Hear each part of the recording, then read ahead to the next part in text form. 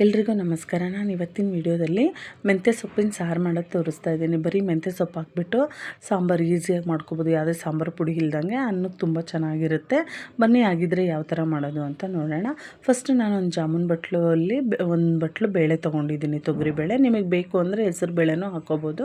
ನಾನಿಲ್ಲಿ ಬರೀ ತೊಗರಿಬೇಳೆ ತೊಗೊಂಡಿದ್ದೀನಿ. ಇದಕ್ಕೆ ಒಂದು ಈರುಳ್ಳಿ ಕಟ್ ಮಾಡಿ ಇಟ್ಕೊಂಡಿದ್ದೀನಿ, ಒಂದು 3 ಟೊಮೆಟೊ ಚಿಕ್ಕದಾಗಿ ಕಟ್ ಮಾಡಿ ಇಟ್ಕೊಂಡಿದ್ದೀನಿ.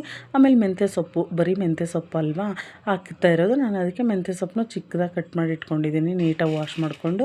ಆಮೇಲೆ ಒಗ್ಗರಣೆಗೆ ಎಣ್ಣೆ, ಇಂಗು, ಸಾಸಿವೆ, ಜೀರಿಗೆ, ಕರಿಬೇವು, ಒಣಮೆಣ್ಸಿನ್ಕಾಯಿ ಒಂದೆರಡು ಈ ಥರ ಚಿಕ್ಕದಾಗಿ ಮುರಿದು ಇಟ್ಕೊಂಡಿದ್ದೀನಿ. ಆಮೇಲೆ ಹಸಿಮೆಣ್ಸಿನ್ಕಾಯಿನೂ ಉದ್ದುದ್ದಕ್ಕೆ ಕಟ್ ಮಾಡಿ ಇಟ್ಕೊಂಡಿದ್ದೀನಿ.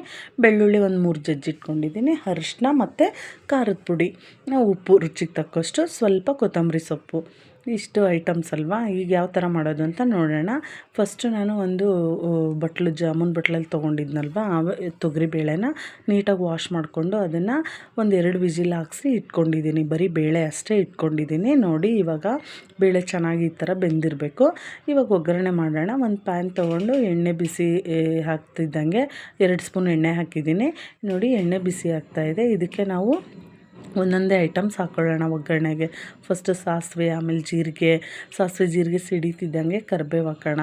ಕರಿಬೇವು, ಆಮೇಲೆ ಒಣಮೆಣ್ಸಿನ್ಕಾಯಿ, ಬೆಳ್ಳುಳ್ಳಿ, ಹಸಿಮೆಣ್ಸಿನ್ಕಾಯಿ ಎರಡೆರಡೇ ತೊಗೋಬೇಕು, ಹಸಿಮೆಣ್ಸಿನ್ಕಾಯಿ ಮತ್ತು ಒಣಮೆಣ್ಸಿನ್ಕಾಯಿ ಒಗ್ಗರಣೆಗೆ. ಸ್ವಲ್ಪ ಹಿಂಗೆ ಹಾಕಿ ಇದೆಲ್ಲ ನೀಟಾಗಿ ಫ್ರೈ ಆದಮೇಲೆ ಈರುಳ್ಳಿ ಏನು ಚಿಕ್ಕದಾಗಿ ಕಟ್ ಮಾಡ್ಕೊಂಡಿದ್ವಿ ಅಲ್ವಾ, ಈರುಳ್ಳಿನೂ ಹಾಕಿ ನೀಟಾಗಿ ಫ್ರೈ ಮಾಡ್ಕೊಳ್ಳೋಣ. ಟೊಮೊಟೊನೂ ಒಗ್ಗರಣೆಲೇ ಹಾಕಬೇಕಲ್ವ. ಈರುಳ್ಳಿ ಹಾಕಿ ಹಂಗೆ ಸ್ವಲ್ಪ ಫ್ರೈ ಆದಮೇಲೆ ಟೊಮೆಟೊನೂ ಹಾಕಿ ನೀಟಾಗೆಲ್ಲ ಫ್ರೈ ಮಾಡ್ಕೋಬೇಕು ಇದನ್ನು. ನೋಡಿ, ಟೊಮೆಟೊನೂ ಅಷ್ಟೇ ನಾವು ಕುಕ್ಕರಿಗೆ ಏನೂ ಹಾಕಿಲ್ವಲ್ಲ, ಅದಕ್ಕೆ ಒಗ್ಗರಣೆಯಲ್ಲೇ ಚೆನ್ನಾಗಿ ಬೇಯಬೇಕು ಅದು.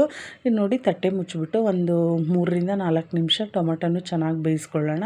ಇವಾಗ ಟೊಮೊಟೊ ಬೆಂದಾದಮೇಲೆ ಸೊಪ್ಪೇನು ಬೇಗ ಬೇಯುತ್ತಲ್ವ, ಅದಕ್ಕೆ ಟೊಮೊಟೊ ಸ್ವಲ್ಪ ಬೆಂದಾದಮೇಲೆ ನಾನು ಸೊಪ್ಪು ಹಾಕ್ಕೊತಾ ಇದ್ದೀನಿ. ನೋಡಿ, ಇವಾಗೆಲ್ಲ ಮೆಂತ್ಯ ಸೊಪ್ಪನ್ನು ಹಾಕ್ಬಿಟ್ಟು ನೀಟಾಗೆಲ್ಲ ಈ ಥರ ಮಿಕ್ಸ್ ಮಾಡಿ ಸ್ವಲ್ಪ ಉಪ್ಪು ಹಾಕ್ಬಿಡೋಣ.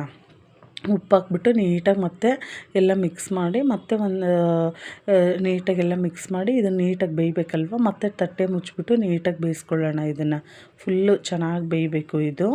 ನೋಡಿ, ಸೊಪ್ಪು ಟೊಮೆಟೊ ಎಲ್ಲ ಚೆನ್ನಾಗಿ ಬೆಂದಿದೆ ಅಲ್ವಾ.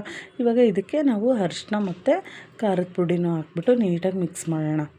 ಒಗ್ಗರಣೆಲ್ಲೇ ಹಾಕಬೇಕು ಇದು. ಈರುಳ್ಳಿ, ಟೊಮ್ಯಾಟೊ, ಸೊಪ್ಪು ಎಲ್ಲ ಬೆಂದಮೇಲೆ ನೋಡಿ, ಅರಿಶಿನ ಖಾರದ ಪುಡಿನೂ ಹಾಕಿದ್ದೀನಿ. ಟೊಮೊಟೊ ಎಲ್ಲ ಚೆನ್ನಾಗಿ ಬೆಂದಿದೆ. ಇವಾಗ ಏನು ಬೇಳೆ ಕೂಗ್ಸ್ಕೊಂಡು ಇಟ್ಕೊಂಡಿದ್ವಿ ಅಲ್ವಾ, ಆ ಬೇಳೆನೂ ಹಾಕಿಬಿಟ್ಟು ಸ್ವಲ್ಪ ನೀರು ಹಾಕೋಣ. ಅದಕ್ಕೆ ನಾವು ಅನ್ನಕ್ಕೆ ಮಾಡ್ತಾ ಇರೋದಲ್ವ ಸಾಂಬಾರು, ಅದಕ್ಕೆ ನೋಡಿ ನೀರು ಹಾಕಿ ಚೆನ್ನಾಗಿ ಇದನ್ನು ಕುದಿಸ್ಬೇಕು. ನಿಮಗೆ ಇನ್ನೊಂದು ಸ್ವಲ್ಪ ಉಪ್ಪು ಬೇಕು ಅಂದರೆ ಟೇಸ್ಟ್ ನೋಡಿಕೊಂಡು ಸ್ವಲ್ಪ ಉಪ್ಪನ್ನ ಹಾಕ್ಕೊಳ್ಳಿ. ನೋಡಿ, ಸಾಂಬಾರು ಎಷ್ಟು ಚೆನ್ನಾಗಿ ಘಮ ಘಮ ಅನ್ನುತ್ತೆ, ತುಂಬ ಚೆನ್ನಾಗಿರುತ್ತೆ ಬಿಸಿ ಬಿಸಿ ಅನ್ನಕ್ಕೆ ಈ ಸಾಂಬಾರು. ಲಾಸ್ಟಲ್ಲಿ ನೋಡಿ, ಈ ಥರ ಕುದಿಯೋದಾದಮೇಲೆ ಕುದಿಬೇಕಾದ್ರೆ ಕೊತ್ತಂಬರಿ ಸೊಪ್ಪು ಹಾಕಿದರೆ ಮೆಂತ್ಯ ಸೊಪ್ಪಿನ ಸಾಂಬಾರು ಈಸಿಯಾಗಿ ಮತ್ತು ಬೇಗನೆ ಮಾಡ್ಕೋಬೋದು. ನಾವು ಕುಕ್ಕರಲ್ಲಿ ಬೇಳೆ ಇಟ್ಟು ಬೇಳೆ ವಿಸಿಲ್ ಹಾಕೋ ಅಷ್ಟೊತ್ತಿಗೆ ತರಕಾರಿನೂ ಎಲ್ಲ ಕಟ್ ಮಾಡಿ ಇಟ್ಕೊಂಡು ಬೇಗ ಮಾಡ್ಕೋಬೋದು ಈ ಸಾಂಬಾರನ್ನ. ಎಷ್ಟು ಈಸಿಯಾಗಿ ಮತ್ತು ಟೇಸ್ಟಿಯಾಗಿ ಮಾಡ್ಕೋಬೋದು. ಪ್ಲೀಸ್ ನಿಮಗೂ ಈ ವಿಡಿಯೋ ಇಷ್ಟ ಆಗಿದ್ದರೆ ಲೈಕ್ ಮಾಡಿ, ಶೇರ್ ಮಾಡಿ, ಸಬ್ಸ್ಕ್ರೈಬ್ ಮಾಡಿ, ಕಮೆಂಟಲ್ಲೂ ತಿಳಿಸಿ ಯಾವ ಥರ ಬಂದಿದೆ ಅಂತ. Thank you.